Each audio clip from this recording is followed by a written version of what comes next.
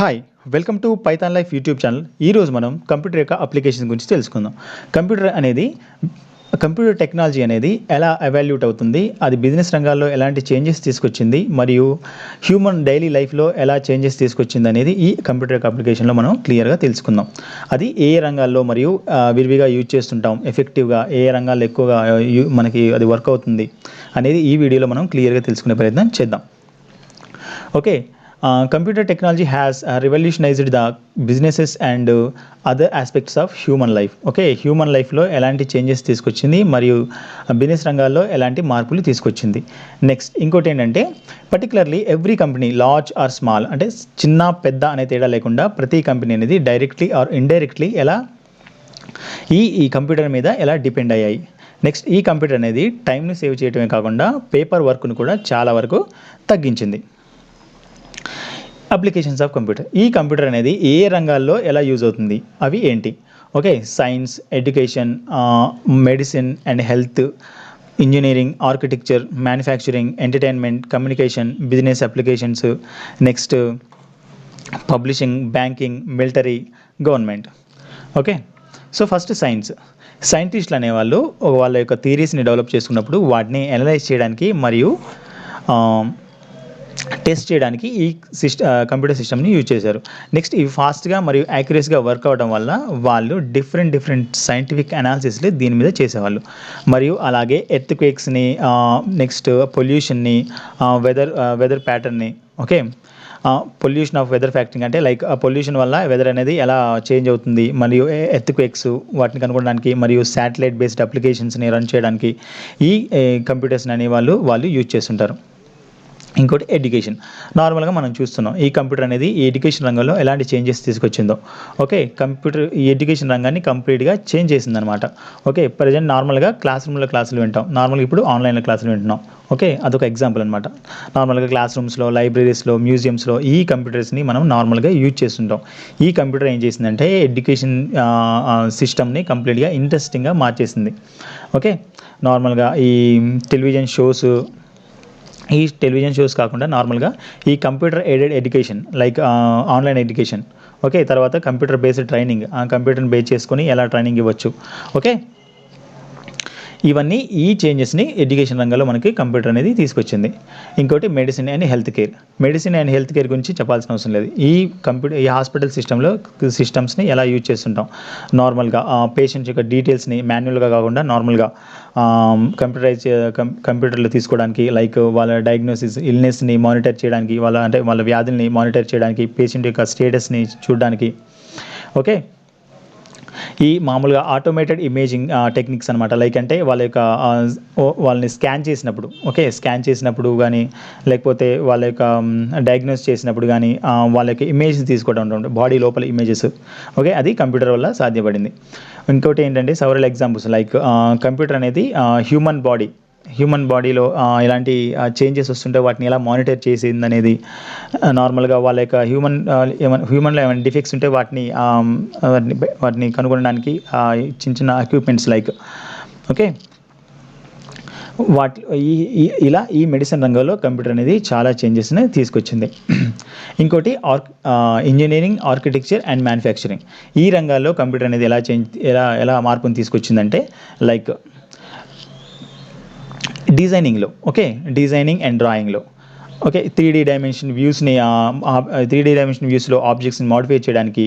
Next virtual reality అంటే meaning ఏంటంటే నార్మల్గా వాళ్ళు ఆర్కిటెక్ట్స్ అనేవి ప్లాన్స్ గీస్తుంటారు కదా, ప్లాన్స్ని గీసినప్పుడు అది ఎలా ఉండబోతుంది అనేది వర్చువల్ రియాలిటీలో మనకి చూపెడతారు. అంటే లైక్ 3D వ్యూలో, అంటే అది కంప్లీట్ కాకపోయినా, అది బుల్డ్ అయితే ఎలా ఉంటుంది అని ఒక వ్యూ ఉంటుంది కదా. ఓకే, ఒక థాట్, దానికోసం ఈ కంప్యూటర్ని యూజ్ చేసుకొని వాళ్ళు మనకి చూపెట్టడం జరుగుతుంది. నెక్స్ట్ మ్యానుఫ్యాక్చరింగ్ రంగాల్లో మరియు డిజైనింగ్ ప్రొడక్ట్స్లో. ఓకే, నెక్స్ట్ ప్లానింగ్ ప్రొడక్షన్, వీటిలలో మనకి ఈ కంప్యూటర్ అనేది యూజ్ అవుతుంది. నెక్స్ట్ ఏంటంటే ఎంటర్టైన్మెంట్ విషయాల్లో కూడా ఈ కంప్యూటర్ అనేది చాలా చేంజెస్ తీసుకొచ్చింది. ఓకే, ఎంటర్టైన్మెంట్ ఇండస్ట్రీలో వీళ్ళు నార్మల్గా కంట్రోల్ ద ఇమేజెస్ అండ్ ఇమేజ్ని కంట్రోల్ చేయడం ద్వారా, స్పెషల్ ఎఫెక్ట్స్ ఇవ్వడం ద్వారా, ఓకే, ఆడియన్స్కి మెస్మరైజింగ్ ఫీలింగ్ అనేది కలిగేటట్టు చేశారన్నమాట. నార్మల్గా ఇదేం చేస్తుంది, కంప్యూటరైజ్డ్ యానిమేషన్స్, కలర్ఫుల్ గ్రాఫిక్స్ వల్ల ఈ ఫిల్మ్ ఇండస్ట్రీలో చాలా చేంజెస్ వచ్చాయి. నార్మల్గా ఈ రోజుల్లో మూవీస్ చూస్తుంటాం కదా, నార్మల్గా ఆ ప్రతి మూవీలో కూడా కంప్యూటరైజ్డ్ గ్రాఫిక్స్ అనేది మనం ఎక్కువగా చూస్తుంటాం. అది ఈ కంప్యూటర్ వల్ల సాధ్యపడింది. ఇంకోటి కమ్యూనికేషన్లో బెస్ట్ మనం చెప్పాల్సింది ఏంటంటే ఈమెయిల్స్. ఓకే, ఎలక్ట్రానిక్ మెయిల్స్ వల్ల చాలా వరకు టైంని కానీ పేపర్ని కానీ మనం సేవ్ చేయగలిగాం. ఓకే, వీటి వల్ల మనకి అడ్వాంటేజ్ ఏంటంటే ఈ మెసేజ్ అనేది చాలా ఫాస్ట్గా అవతల వ్యక్తికి చేరిపోతుంది. మరియు చేరిన వెంటనే ఇన్స్టెంట్గా మెసేజ్ చేరినట్టు మనకు రిసిప్ట్ వస్తుంది. ఓకే, నార్మల్గా ఇది పేపర్ వర్క్ని చాలా వరకు తగ్గించే పని అనమాట. ఇంకోటి ఏంటంటే ఆ పర్సన్ రిసీవ్ చేసుకున్న మెసేజ్ని అతను నార్మల్గా సేవ్ చేసుకోవచ్చు, మళ్ళీ వాటికి రిప్లై ఇవ్వచ్చు. నెక్స్ట్ ఇంకోటి ఏంటంటే ఫార్వర్డ్ చేయొచ్చు, డిలీట్ చేయొచ్చు కూడా. ఓకే, తర్వాత బిజినెస్ అప్లికేషన్స్ అంటే ఏంటి, నార్మల్గా ఈ డైలీ జరిగే బిజినెస్లో ఈ కంప్యూటర్ అనేది ఎలా యూజ్ అవుతుందంటే లైక్ ఈ బ్యాచ్ ప్రాసెసింగ్ జాబ్స్ అనమాట. బ్యాచ్ ప్రాసెసింగ్ జాబ్స్ అంటే జాబ్ని బ్యాచ్ల వైజ్గా డివైడ్ చేసి వాటిని కంప్యూటర్స్ అనేవి ఎగ్జిక్యూట్ చేస్తుంటాయి. ఓకే, వీటి వల్ల పర్సన్ యొక్క ఇంటర్ఫరెన్స్ ఉండకుండా అవి ఇమీడియట్ రెస్పాన్స్ని ఇస్తాయి. So for suppose real time application ఎలా ఉంటుందంటే లైక్ ఒక సేల్స్ కౌంటర్లో ఒక నార్మల్గా ఒక ఇమీడియట్ రెస్పాన్స్ ఇచ్చే కంప్యూటర్ ఉందనుకో. ఓకే, అది నార్మల్గా అది ఆ పర్సన్ని ఎలా రిసీవ్ చేసుకుంటుంది, దాని నుంచి ఎలా రెస్పాన్స్ ఇస్తుంది అనేది మనం నార్మల్గా చూస్తుంటాం. ఓకే, తర్వాత ఈ బ్యాంకింగ్ రంగాల్లో మనం ఎలా యూజ్ చేస్తుంటాం. Next business forecasting. బిజినెస్ అనేది ఎలా ఉంటుంది అంటే ఇప్పుడున్న బిజినెస్ని డేటాని బేస్ చేసుకుని ఫర్దర్ బిజినెస్ ఎలా ఉండబోతుంది అనేది కూడా మనం ఈ బిజినెస్ ఫోర్కాస్టింగ్ని మనం చెప్పుకోవచ్చు. నెక్స్ట్ ఇన్సూరెన్స్, తర్వాత లైక్ పర్సన్ యొక్క డీటెయిల్స్ని మేనేజ్ చేయటం.